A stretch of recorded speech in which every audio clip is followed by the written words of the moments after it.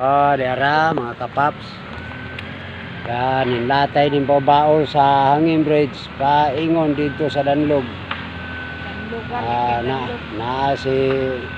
Na mo ni amo ang service na gidala ni Pastor Ed Sumalpo.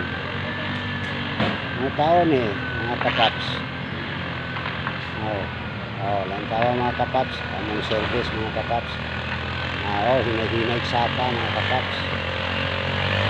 Mga kapaps, ganon, abot na yun mga kapaps. Ganon, kasapa na yun.